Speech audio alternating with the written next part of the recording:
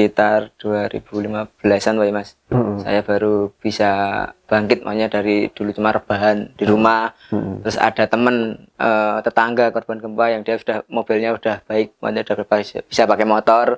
Saya selalu diajak, diboncengin dan diajak kegiatan di Puskesmas wilayah saya, yaitu Puskesmas Imogiri 2, yaitu mencakup 1, 2, 3, 4.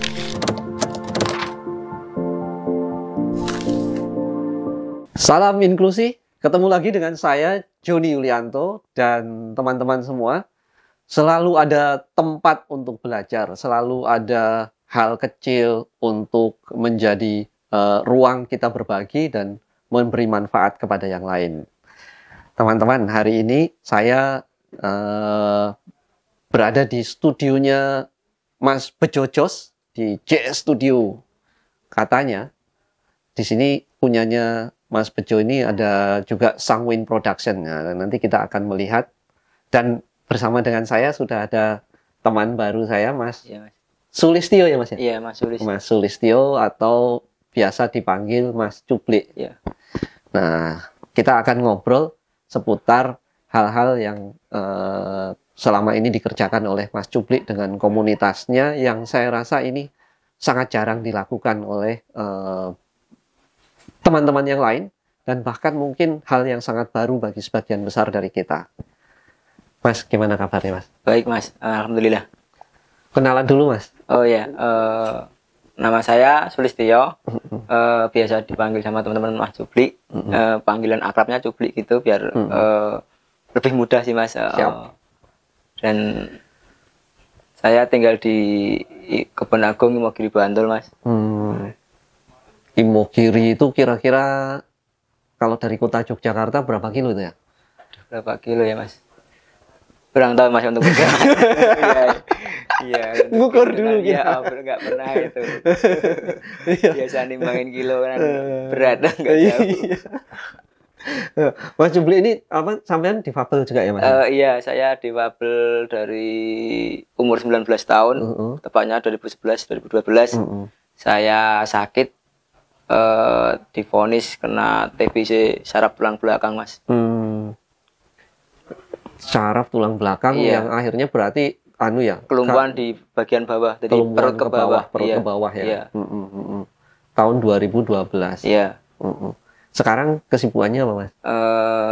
Saya ikut olahraga, Mas, ikut jadi atlet dari 2017 dan sekarang kegiatan di rumah cuma itu, Mas, pelihara ternak, ada burung, ada ayam, seperti itu katanya.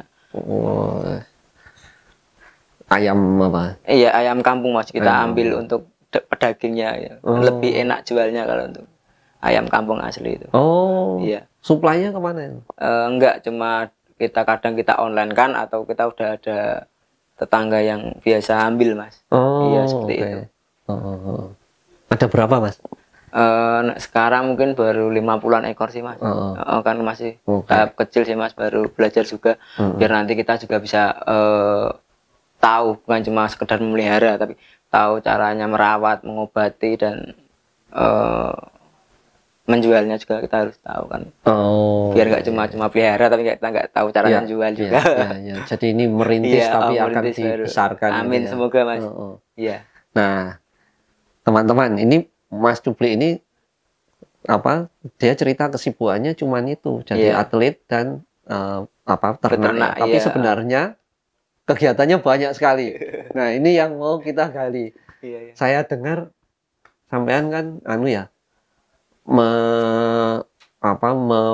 mendampingi komunitas teman-teman difabel berat gitu ya. Nah, itu bisa diceritakan, Mas? Iya, Mas, dulu itu dari sekitar 2015-an Pak Mas.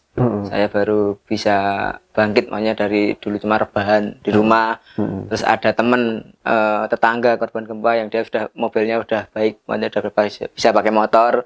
Saya selalu diajak, diboncengin dan diajak kegiatan di Puskesmas wilayah saya, yaitu Puskesmas Imogiri 2, yaitu mencakup 1, 2, 3, 4 4 kelurahan sana, enggak 5 kelurahan. Iya. Oke. Jadi di KM Negeri 2 itu ada kegiatan yang membuat saya semangat, Mas. Jadi di situ saya pertama kali keluar bersama teman-teman itu difabel yang baru buat saya, karena saya kan dulunya bisa jalan normal, terus karena sakit saya jadi difabel.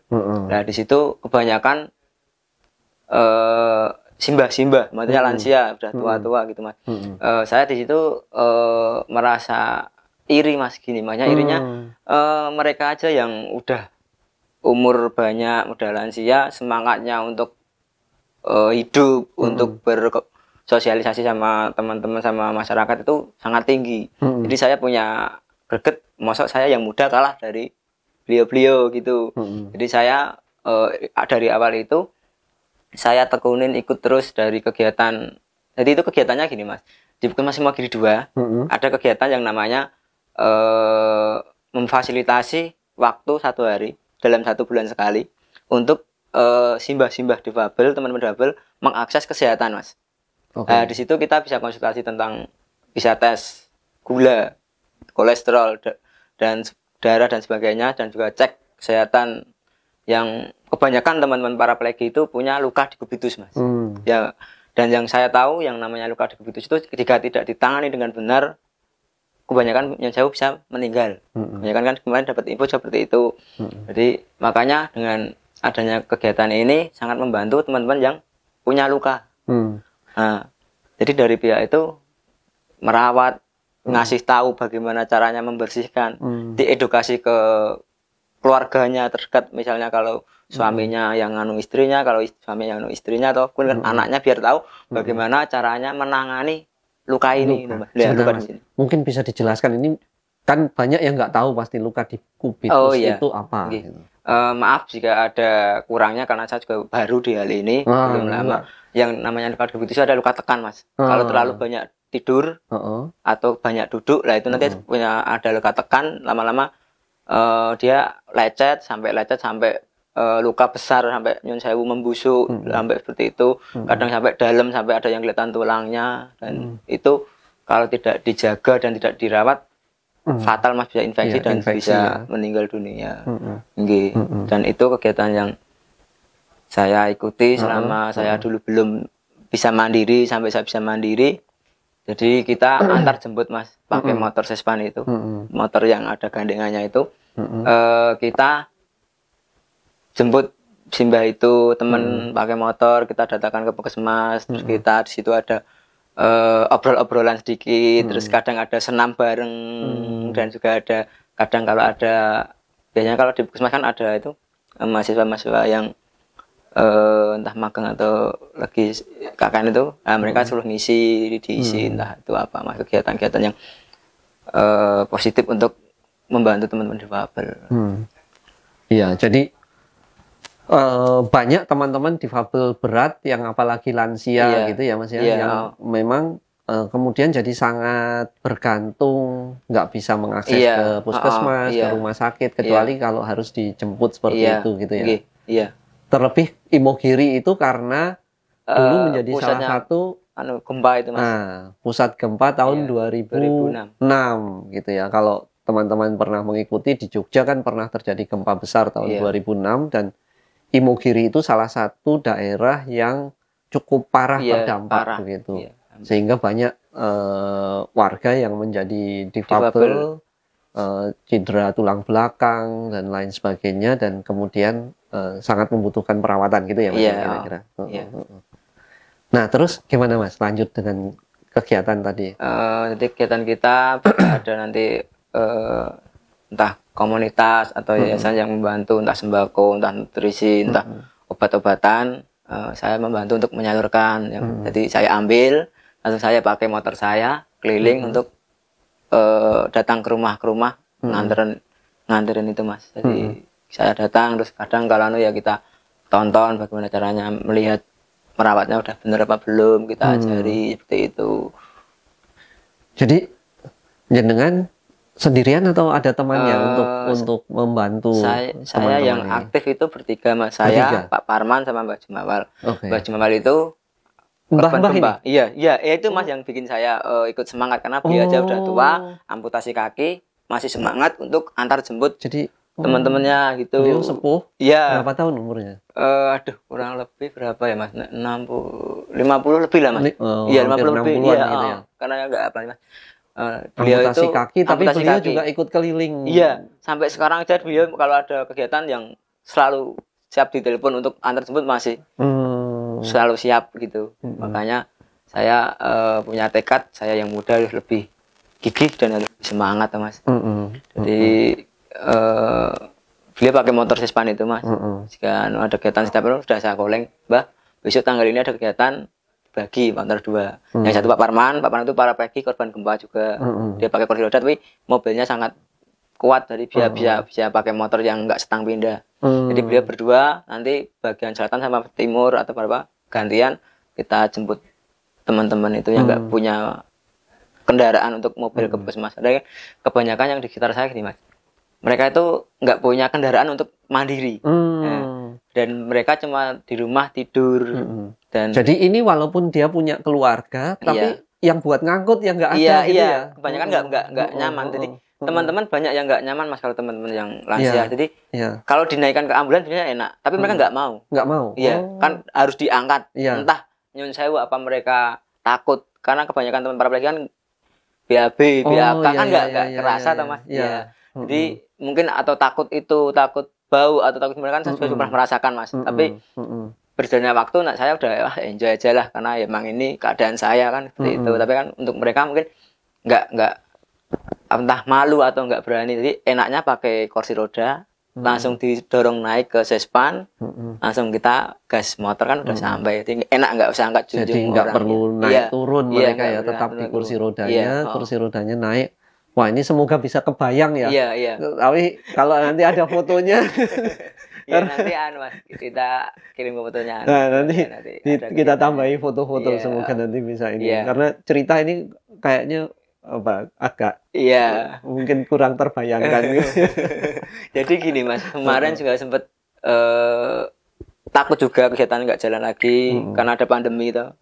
Ternyata setelah pandemi ada motor salah satu teman kita yang dijual karena mungkin dia ganti motor yang setang pindah biar untuk jarak jauhnya enak. Nah kemarin sempat bingung gimana caranya besok kegiatan ini biar jalan lagi. Terus saya ada ide setelah 2021 kemarin, bulan November akhir, saya coba Mas cuma penggalangan dana kecil-kecilan lewat HP saya, cuma di kontak teman-teman tak japri, tak telepon, tak bikin story, terus fotonya tak bikin status WA itu, alhamdulillah banyak yang respon. Jadi kita kemarin sempat, intinya bukan penggalangan dana, juga penggalangan besar, kita gotong royong untuk membantu tetangga kita yang nggak bisa ngakses ke puskesmas, intinya seperti itu. Jadi sempat terkumpul ya dana 12 juta, iya 12 juta alhamdulillah, dan sudah kita bikinkan motor satu Sespan ya, dan sudah dijalankan juga. Terus semoga nanti ke depan bisa lebih banyak Sespan biar lebih banyak yang bisa datang ke puskesmas. Amin. Seperti itu. Berarti sekarang ada berapa Sespan? Sekarang ada yang resmi milik kita cuma satu Mas. Yang kelompok komunitas. Ada satu ya. Terus ada satu lagi yang kemarin sempat simbah kita yang kita rawat meninggal dunia Mas, baru 7 harian ini. Dia meninggal juga udah sepuh, semangatnya juga luar biasa. Dulu juga punya motor, dia aktif. Mbah Soti, dia sangat juga menginspirasi Mas, makanya juga masih udah sepuh tapi gigih untuk kemana-mana, dia kuat. Terus kemarin sempat meninggal. Terus dia juga ada motor Mas, sempat bilang ke anak-anaknya, monggo alat bantu saya katanya yang masih bisa digunakan monggo dibersihkan terus dipinjam-pinjamkan ke teman-teman. Sudah kita lakukan juga. Jadi ada motor 2, yang satu milik Mbak Sati itu, tapi motornya masih di rumah beliau, dan kemarin saya lihat bannya pada bocor semua, belum kita perbaiki lagi. Jadi tapi yang butuh biaya perawat biaya perbaikan lagi, dan yang setai cuma baru ada satu yang siap digunakan untuk dipinjam dan juga untuk dimanfaatkan. Butuh berapa Mas? Gaya itu pertanyaannya gaya. Nek untuk saya mungkin 5 cukup Mas. Nah ini karena kita masih di lingkup. Nah ini kan dulu kan lingkup wilayah puskesmas satu Mas. Jadi di kecamatan saya ada 2 puskesmas. Satu puskesmas Imogiri 1 dan Imogiri 2. Saya termasuk yang di Imogiri 2 dan kegiatan ini satu-satunya di kecamatan saya dan satu-satunya di kabupaten saya. Kalau untuk Jogja saya nggak tahu. Satu-satunya di Mogiri dan satu-satunya di Bantul. Yang ada fasilitas puskesmas yang memberi waktu dan pelayanan khusus untuk difabel. Makanya dari itu saya punya greget. Semoga nanti kegiatan ini bisa meluas, Mas. Karena apa? Kegiatan ini sangat membantu dan bermanfaat untuk teman-teman yang lansia yang nggak bisa mobile itu, Mas. Dan sekarang juga home care di puskesmas juga sudah bagus. Jika ada teman yang nggak bisa datang, sekarang di home care, dirawat di rumah juga baik. Dan semoga nanti juga nggak cuma di wilayah saya, juga bisa meluas mungkin di Bantul maupun di Yogyakarta, khususnya seperti itu. Iya. Tapi menariknya kan meskipun ada home care tapi walaupun sebulan sekali hanya sekedar keluar untuk periksa dan kumpul-kumpul ketemu teman itu kan membesarkan hati ya. Iya, dan semangat mereka bener Mas. Jadi selain kita kumpul 1 bulan itu, selain kita berobat dan dapat obat, kita dapat kayak imun lah. Maksud saya imun. Jadi imun kita bisa ketemu teman sesama pengguna kursi roda, sesama ya kita senasib lah di Babel, dan mereka bisa bersanda gurau, dan di situ kita juga sering kadang ayo kapan kita kemana, entah ke wisata terdekat kita ngumpul seperti itu. Dan sempat mau diagendakan tapi masih ada pandemi ini dan ada PPKM ini sebenarnya sempat berlalu dan bisa aktif lagi kegiatan ini. Artinya kalau teman-teman yang mudah kemana-mana saja kan biasanya berapa hari nggak keluar saja mengeluh. Kebutuhan seperti itu dimiliki juga teman-teman yang difabel berat begitu kan. Mas, dan mereka paling kalau keluar mungkin duduk di depan teras atau Mas seperti gimana itu cuma di sekitar rumah dan ada kegiatan ini sangat membantu mereka bisa mobil keluar terus, dan motor ini juga jika teman-teman pengen tahu mau jalan-jalan di sekitar wisata kita juga monggo Mas, tapi dengan syarat suaminya yang antar monggo kita pinjamkan atau tapi kalau emang harus teman relawan yang nganter ya kita siap sih, sudah kita kelola. Semoga nanti kedepannya juga lebih baik lagi pengelolaannya dan semoga nanti banyak sponsor juga untuk kegiatan ini, karena kita nggak menutup kemungkinan dengan adanya kegiatan nggak mungkin kalau nggak ada dana kita harus imbang Mas, ada pemasukan juga ada ini. Karena teman-teman juga selain kegiatan relawan itu juga bekerja. Bekerja harian. Sehingga perlu juga mempertimbangkan itu. Iya, betul. Berapa relawan sekarang, Mas? Nah, saya itu yang aktif memang 3 Mas. 3 itu yang aktif menggerakkan supaya ini kita tetap jalan. Lalu bagaimana caranya kita tetap jalankan. Dan kalau untuk sekarang kita baru mau meluas Mas. Jadi setiap kelurahan kita udah ada yang gabung. Tapi memang karena pandemi kita belum kumpul lagi.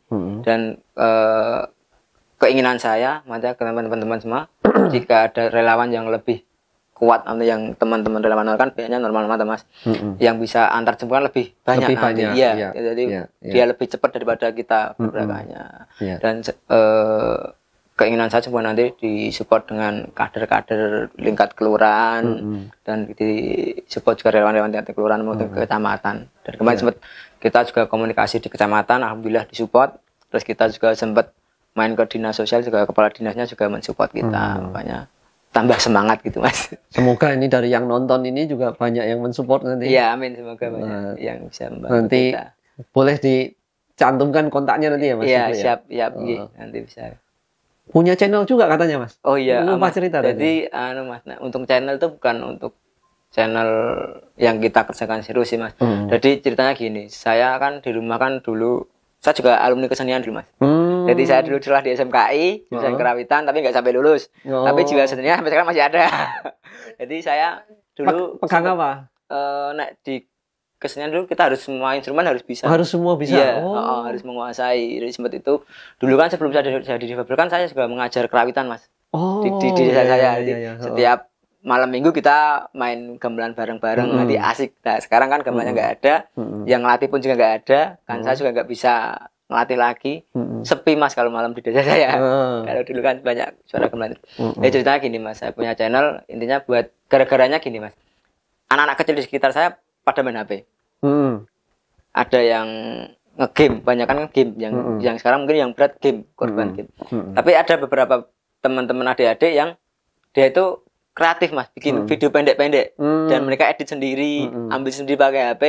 Itu saya upload ke YouTube. Nah, berjalan seperti itu. Jadi untuk kegiatan itu, tapi berjalannya waktu ya corona ini dan teman-teman juga namanya juga anak-anak, kadang moodnya bagus, kadang moodnya kan karena kita nggak ada target. Jadi niat saya untuk channel itu buat kesibukan teman adik-adik di sekitar saya, biar nggak cuma nge-game, mas. Jadi ada kreatif kreatif baru dari entah edit, entah ambil video itu. Iya. Namanya apa mas? Ginastel TV mas. Ginastel. Iya, Ginastel TV. Iya. Ginastel berarti Ginastel. TH ya? Iya. Ginastel TV. Nanti kita tulis di Iya. Nah mas, balik ke tadi mas. Kok yo apa namanya mulai dari tahun berapa? 2015-an mas. Nah, iya. Konsisten. Iya. Sampai sekarang 7 tahun gitu. Apa mas yang menyebabkan jenengan kok ya ini terus dilakukan gitu? Oh iya, iya. Gini mas, jadi saya kan juga dulu korban baring mas, makanya berbaring di kamar, semua di kamar tahun-tahunan. Dan saya juga korban kena luka di kubitus sampai ada 4 titik parah saya dulu mas. 4 titik itu. Dan saya merasakan bagaimana susahnya kita mengakses obat waktu itu kan tahun segitu kan 2011 2012 kan belum ada banyak komunitas lah mas, belum banyak relawan dan komunitas yang bisa membantu kita. Dan setelah saya bisa sembuh ya walaupun saya belum bisa mengasih dengan materi atau dengan tangan saya, tapi dengan tenaga saya semua jadi bermanfaat untuk teman-teman yang juga senasib dengan saya gitu mas. Berangkat dari pengalaman pribadi. Iya, memang ya. Iya. Oke. Nah, mas, ini kan jenengan ada cita-cita besar nih. Oh iya. Pingin paling nggak 5 sespan. Iya, 5 sespan ya. Dan selain 5 sespan saya juga pengen punya toko sembako mas. Iya, itu cita-citanya seperti itu. Iya. Nanti toko sembako itu kita kelola, yang kelola juga teman-teman difabel atau entah keluarga teman difabel, dan kita berdayakan untuk difabel lagi, entah keuntungannya, entah nanti kalau ada teman difabel yang beli kita beri harga yang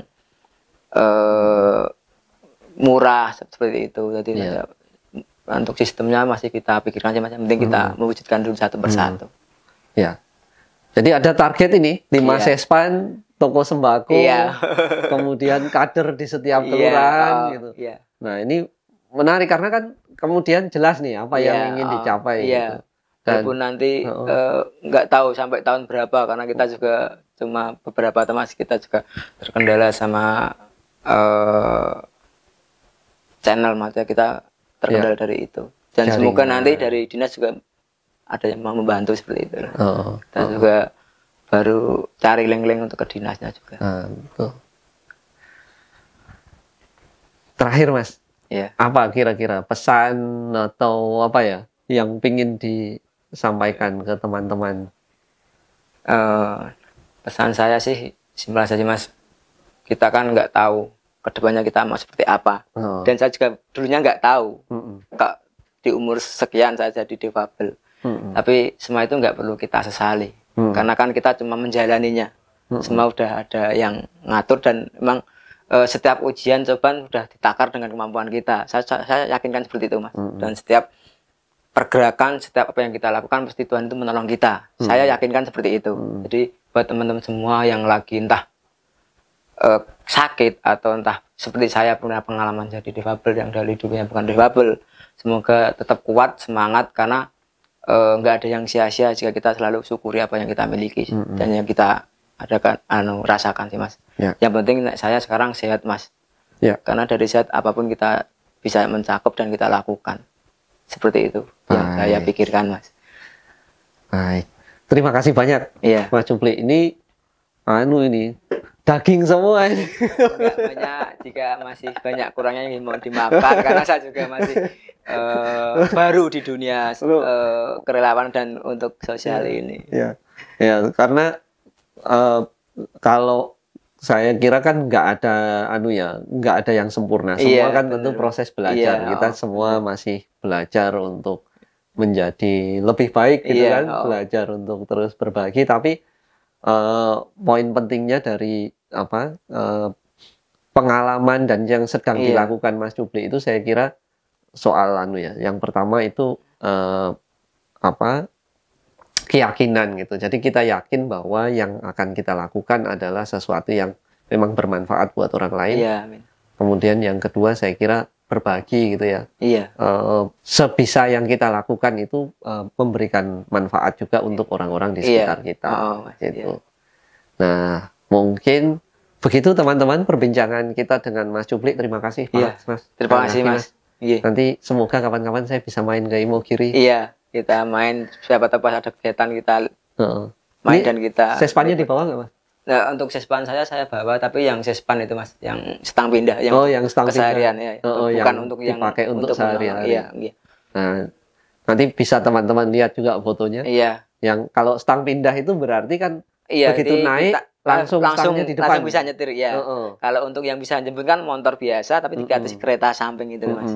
Kalau yang untuk ngangkut kan untuk ngangkut stangnya di depan jok tetap, ya. Iya, tetap jadi motor biasa cuma motor dikasih biasa, kereta samping. Di samping. Kalau yang dipakai untuk mobilitas naik langsung depannya stang gitu ya. Itu untuk mandiri, untuk mobil sendiri. Oke, terima kasih Mas Jupli. Iya, sekali lagi teman-teman silahkan kalau bermanfaat bagikan ke orang-orang di sekitar kita dan mari terus berbuat lebih baik untuk orang-orang di sekitar kita. Salam inklusi.